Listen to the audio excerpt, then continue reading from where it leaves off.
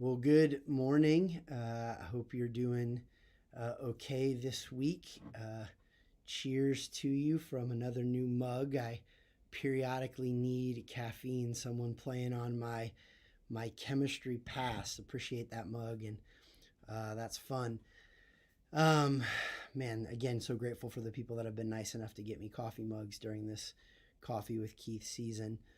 Um, not my goal to be heavy again. I know I was a little heavy earlier this week, but uh, do want to talk a little bit about what's going on for a couple minutes this morning in our country with um, the reactions to the George Floyd stuff and all that has been going on, and really want to camp around one thing.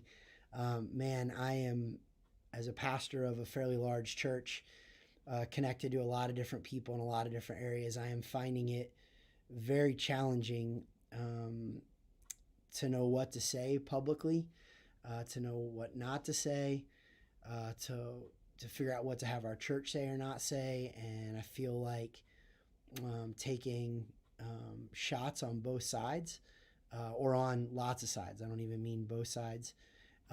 Certainly don't mean to say that in a way that anything I'm dealing with is as significant as um, systemic racism or injustice or having to be a black or brown person and deal with all that that means, or having to be a business owner that's dealing with being looted and not sure what's going to happen, sure is going to happen next, or being a wife of a police officer and worried about my spouse being in harm's way. And so what's crazy is if you say one thing, there feels like there's a lot of pressure to compliment or to comment on all of it, or to just state an opinion or to defend this group and defend that group. But if you say this, then you undermine your comment on that. And so what I want to try to do for just a moment is just really stick to one issue. And by sticking to that one issue, I'm not trying to devalue anyone else. I'm not trying to say that somebody else is wrong or some other group is wrong or whatever it is. I want to stick to one issue, and that's the issue of justice. Um, the reality is the murder of George Floyd was gross and um, incomprehensible and disgusting and vile.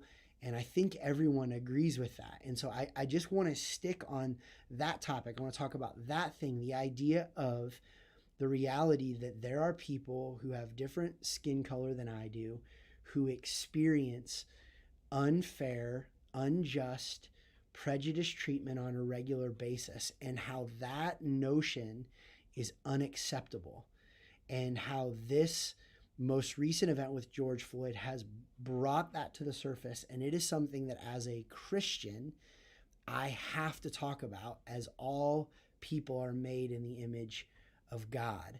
And so, as I've been disrupted and disturbed by this act of injustice, I want to talk about what I'm trying to do to get better, to know what to say, what not to say, and how to love people who have had and continue to have to deal with this injustice over and over. And so I'm just going to give you a few things that I've been processing over the last few days about trying to understand how to fight and help injustice for people of color. And again, talking about that is not mean that I don't think there are other things that are simultaneously true, but I want to just focus on that.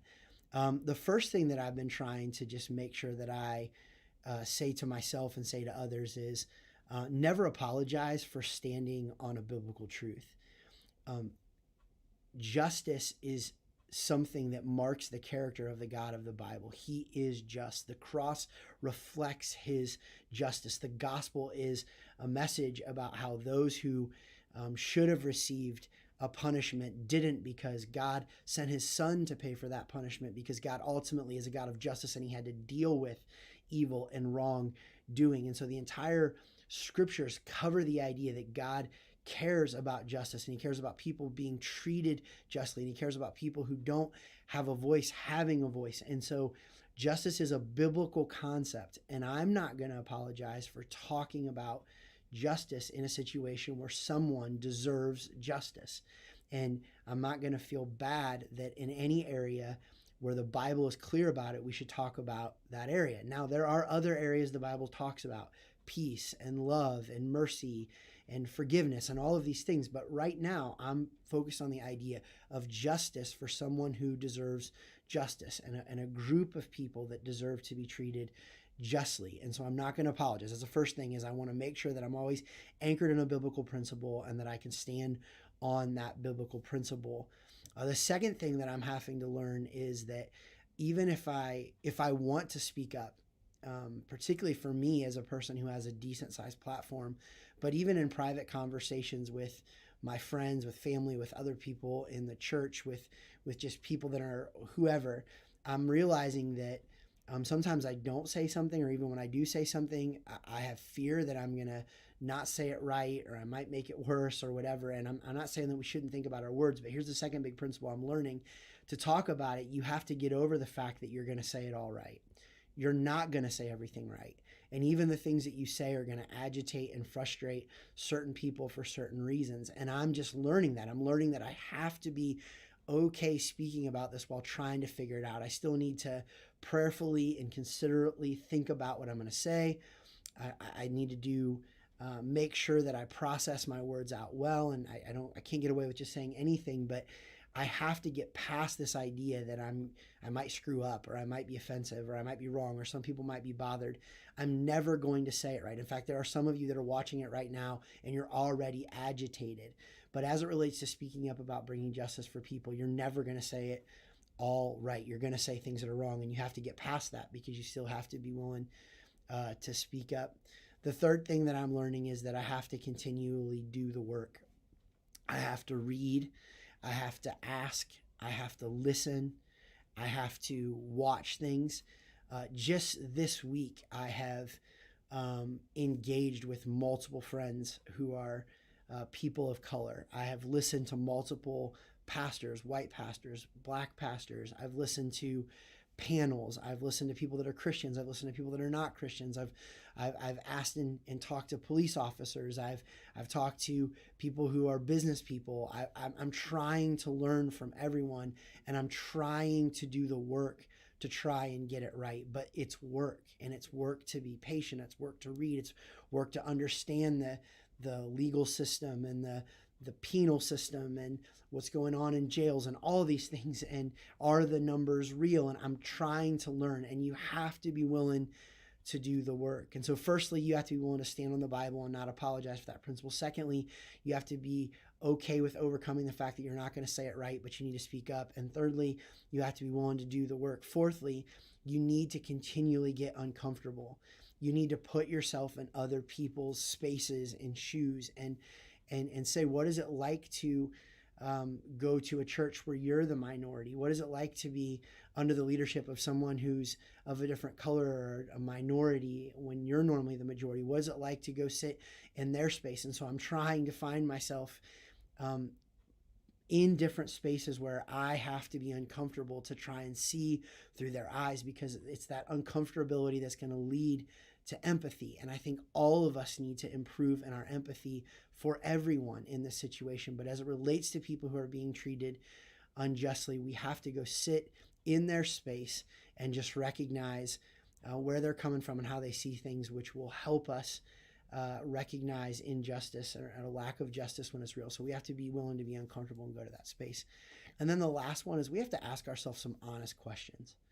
And one of the questions that I'm asking myself, and I would encourage you to ask yourself, particularly as a white person, is, am I really racist? Where am I really racist?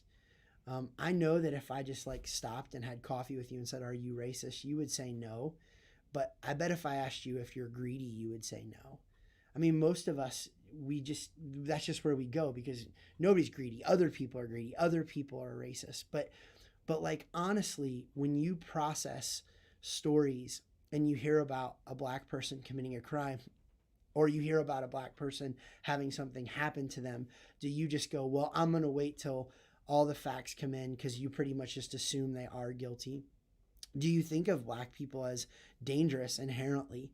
Do you find yourself tightening your or locking your doors and rolling up your windows in a way that you don't do in a white area because you just assume the worst?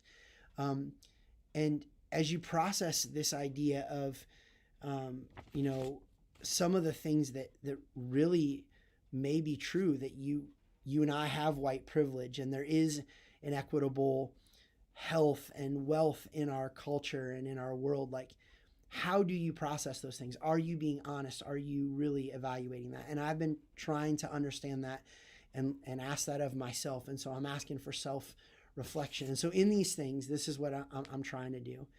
I'm trying to recognize that if the Bible says it, I can't be afraid to deal with it, and I can stand on it and be confident in it. And it talks about injustice, so I need to deal with it.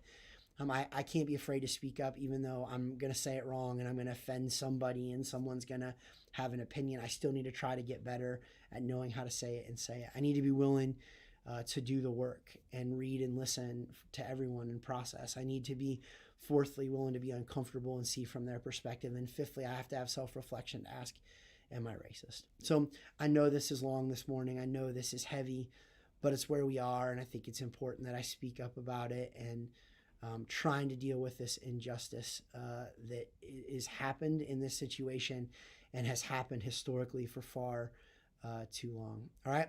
I love you all. We're going to get through everything that we're getting through. Let's be in it together. God bless, and we'll see you soon.